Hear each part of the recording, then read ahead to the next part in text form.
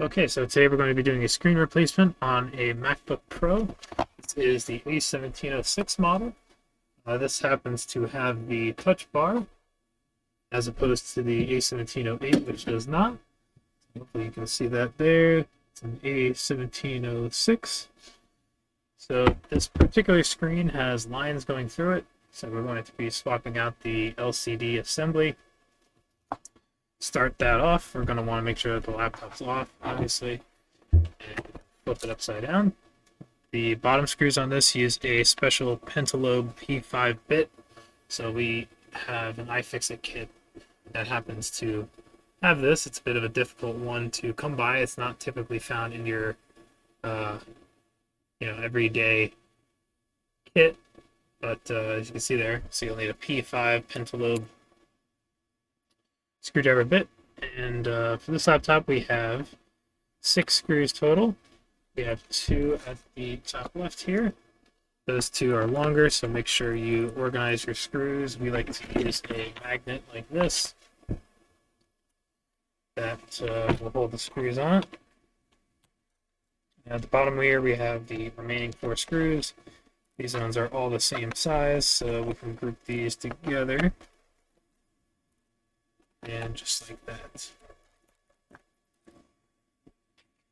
Now, to get the bottom off on this laptop, it can be a little bit tricky because there's clips on both sides and in the middle, and it has to be slid down. So we usually like to use a suction cup for this.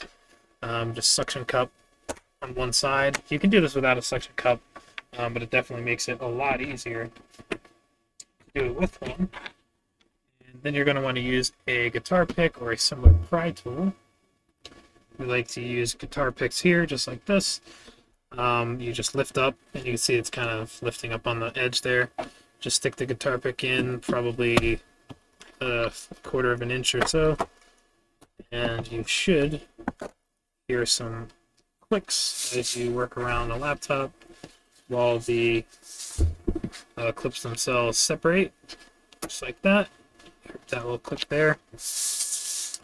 Now you can put your suction cup in the middle and lift up. Get a good grip on there. And we should be able to lift that middle one up. And with that being done, now we need to slide the bottom off. So to do that, you want to pull it down towards you. Try not to use a lot of force because you don't want it to fly off. You just want it to kind of separate. And you can see that pulled off just like that. So it was a little bit tricky, but it will pull off. So with that pulled off, we're going to want to start disconnecting the battery, and that will prevent us from accidentally shorting any components. So you can see here we have this piece of tape that we're going to want to remove. Should just pull off just like that. Next we have this ribbon connector down here. This is for the data on the battery right there. So you're going to want to lift up this piece of tape and then lift up the clip, and you should be able to just pull that straight out like that. It might be taped down, so you might have to wiggle it to remove it. And then this is the actual battery here. So for this, we're going to want to switch over to a Torx T4 bit to remove this screw right here, which connects the battery to the motherboard. So you can use your nail or something that's not metal to lift that up, and now the battery is disconnected from the rest of the laptop. So now with that done, we can start removing some of the main screen pieces at the top. We'll start out by just, no particular order, still with the T4 bit. Remove some of these shields. So we have this shield here, and this is where you're definitely going to want to keep track of the screws because they are all different sizes, and if you put the wrong one in, you could risk damaging a connector or a cable or something like that. So with those 2 screws out, this little metal shield should pop right off. And I like to leave the screws with the shield that they're with, So in this case, I'll just, since they're the same, I'll just leave these all together, those three things all together. So now that we got that shield, we can actually unplug the screen from the motherboard, or from the actual screen itself, separating the screen from the motherboard, just like that. We have another shield here that actually holds the cable down to the frame. Once again, this is another E4 screw, and the screws actually have a bit of wear, so this looks like the screen had been replaced before in the past, but not a big deal. With that being said, we have this shield right here, and again, these screws are different sizes than the ones from the shield before, so just keep that in mind when you put it together. That's why it's a good idea to leave this all in one piece. So we can lift that out the way. Next, we're going to want to probably start removing the antennas. So interestingly enough, this long piece here actually it holds part of the electronics for the screen, but it also acts as an antenna for the Wi-Fi. So for this, again, we're going to have to use a bit of an obscure bit. This is a Pentalobe 2. Again, this is not something you would find in a common screwdriver kit, but if you have an iFixit kit or a repair centric screwdriver kit, then you might have it. So we're going to start by removing the 6 P2 screws on this side, and these are very tiny, so if you have a magnet to stick them to or a bag or something, you might want to do that to keep them all in one place. I will say though that they tend to actually stay on the screwdriver very well. They almost stick to the bit itself, which is good, so they don't tend to fly away. So now we remove those 6. We have another 6 on this side, so do the exact same thing. All 12 of those screws are the same size, so no need to separate them or anything like that. Just go ahead and take all of those out.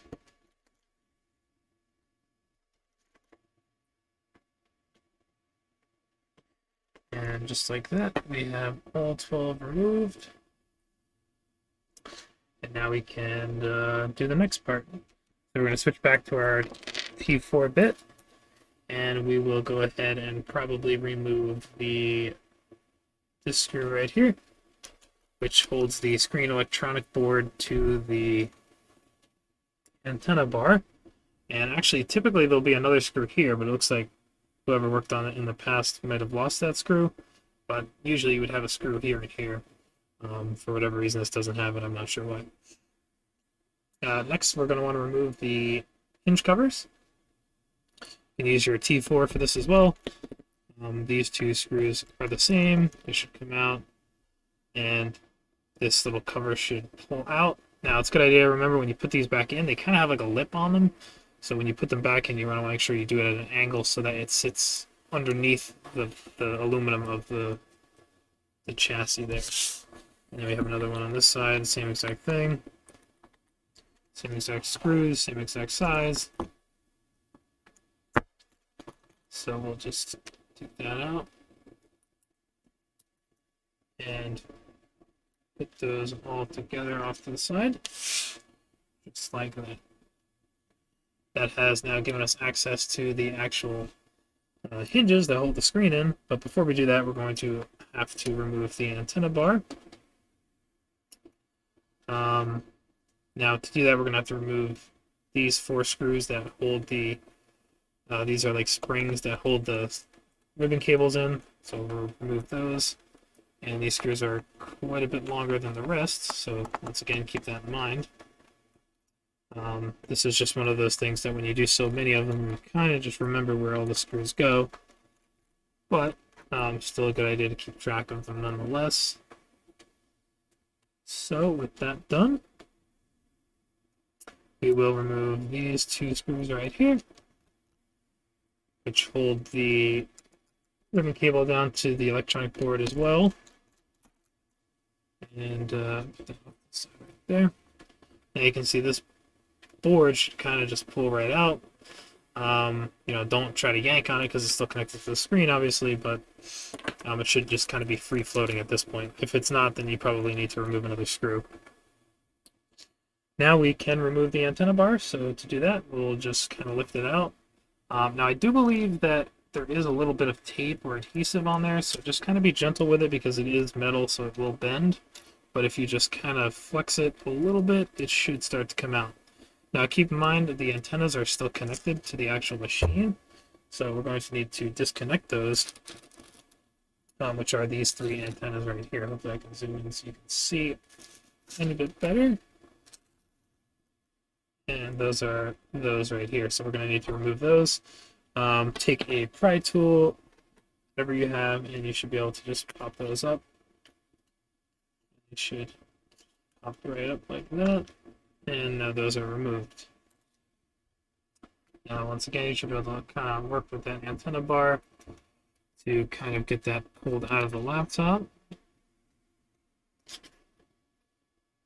And also, we have a screw that holds that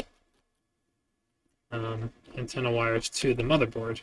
We'll have to remove that off to the side, and the magnet. Now we should be able to just pull that out just like that.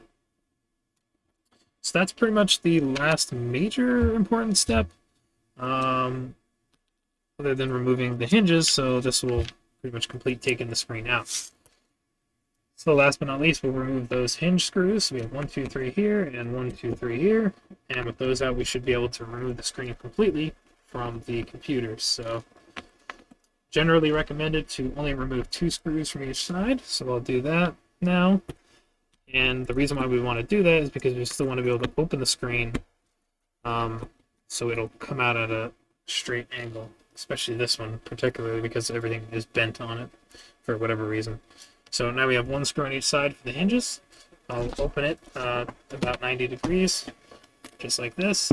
And at this point, it's going to be a little bit hard for me to show this, but you're going to want to remove those 2 screws. And so I'll do that now. I'm going to have to put up the edge of the desk to do this. But I'm going to remove those 2 remaining screws, and then I will show you how to take the screen out from there. So I've got those 2 remaining screws out. You can see now the screen is very loose.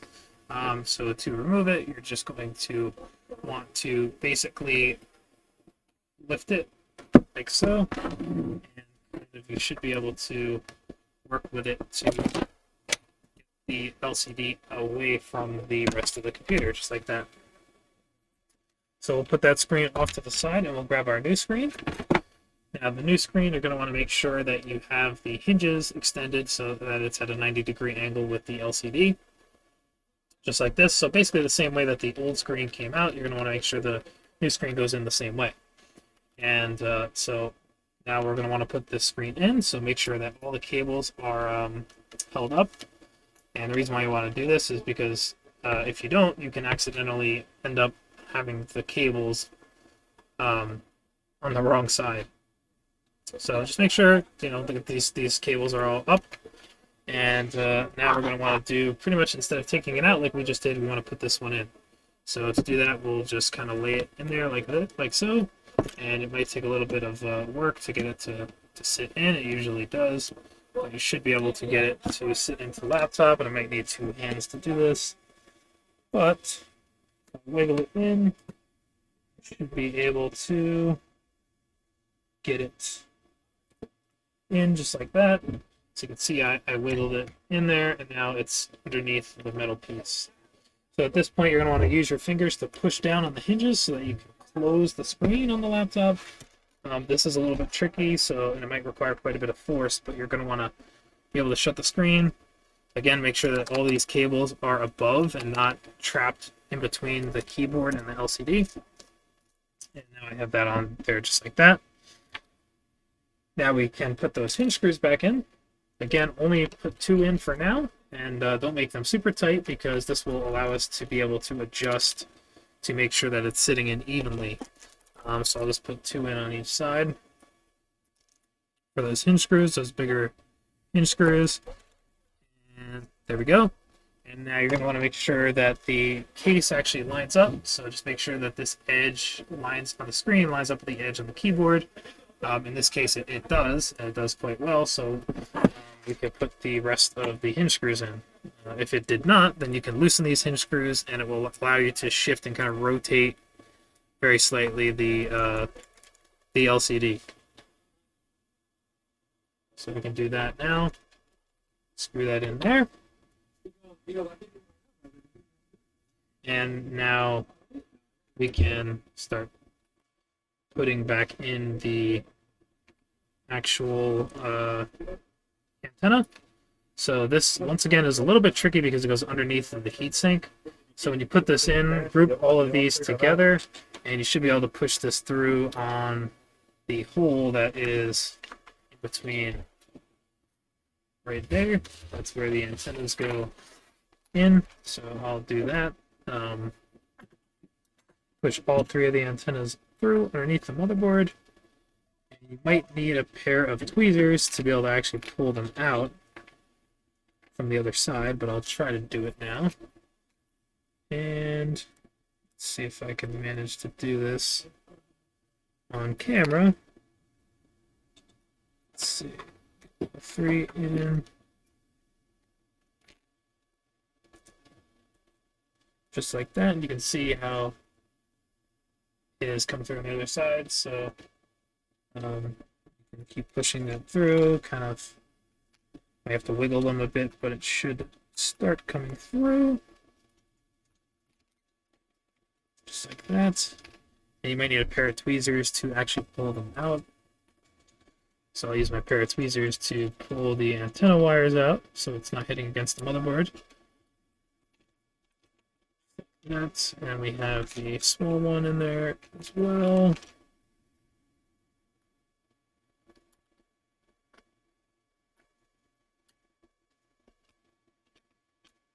Okay.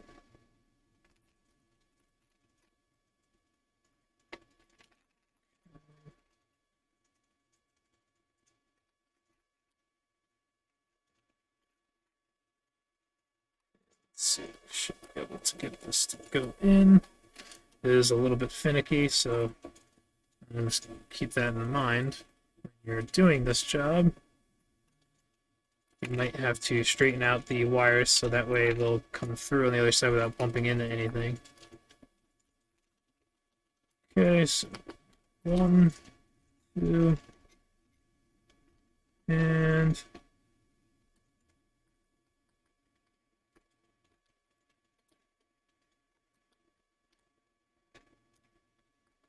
should have 3 here in a second. Okay, so I just had to pause the video there to kind of wiggle this back in, but as you can see, I got it back into place, and I got the metal clip above the motherboard. So now we can start screwing that back in. So we'll use our T4 bit once again to screw the antenna metal piece into the motherboard there. So we'll go ahead and put that back in. And once that's back in, we can actually connect the antennas back to the motherboard. Like I said, these are a bit finicky, so it might take a little bit of hassle to try to connect them, but just lay them on top and push down, and you should hear them or feel them pop back into place there. So I will do that. And that should pop right back into place. Okay, so now we can put the antenna back in, which again we have to use the tiny Pentalobe 2 screwdriver. And so those are really small, so try to be careful with that. Screw those in. There were 6 on each side. So ironically with these screws, like I said, they stick very well into the screwdriver, so just make sure that your bit is still attached when you go to remove it. But with that being said, and continue to put these screws in one at a time. Okay. And just be very gentle because they are so tiny. It's very easy to lose one. You definitely don't want to do that. So we'll put the last one in on this side. And now move to this side right over here for our remaining 6. Like I said, it is possible that the antenna bar has warped a little bit. It's always a good idea to make sure that it is flush, otherwise it can hit against the metal case and it will make like a weird clicking noise. So make sure that yours isn't too bent and you're able to screw it in without putting excessive force to push it into place. So we got all 12 of these now, the 6 on both sides. The last one. And now we have those done. So now we can start putting the electronics back in for the screen. This is a little bit tricky. You'll see we have these springs here, and they have springs on them, so you're going to want to push these so that they look something like this. Again, it's maybe a little bit hard to see on there, but the screw holes on the metal plastic piece should line up with the screw hole on the part underneath. And again, those were the longer screws there, so you're going to have to hold it because, again, it's on springs, so it naturally wants to pop out. Make sure you're using your T4 screwdriver, which I was not, so I just have to switch that over. Screw that in, and that's good to go. We have one more on the opposite side. And just like that, we're done. Now on this side here, we have one that's spring. So once again, I want to make sure that that's lined up there. You'll have to hold it with your finger. And now screw that in just like that. And do the one on the other side. So we got those two in just like that. Okay, now we're going to want to screw in the ones that hold the electronics down. So recall we had one on this side here. We had another one on this side here. And in our case, we actually only had one of these screws. This one was missing for whatever reason. So we'll just put the one in for now. And okay, so now it's pretty much safe to plug the screen back in, which is this connector here. Try to make sure that this is aligned. It's a little bit tricky, but you'll feel it kind of give, and you'll feel it push in, and it might even make a clicking noise. I just felt it that it definitely went in. If you don't feel like it's going in, don't put too much force on it. You can always use your fingernail to kind of check to see if it pops out easily. If it doesn't pop out very easily, then it should be pretty much good to go. And now we can put the shields back on, so I'll lay that on top. And put those two screws in for the shields. This can be a bit tricky, so try to make sure you don't lose the screw. And like that. And we'll do the second one. Just like that. And then we had one that went right here. We can now screw that back in. This one might be a bit difficult, but should go in nonetheless. There were two for that shield right there. So now that that's in, we can put the covers back on. And make sure that you put them in sort of at an angle so that the plastic actually goes underneath the metal. Then you can put those two screws back in. Those are, once again, T4 screws. So they should just screw like that. Get another one here. And we have one for this side right here. So again, make sure it goes underneath.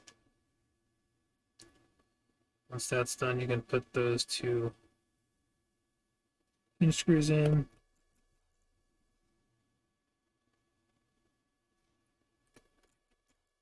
And just like that, you're pretty much almost done.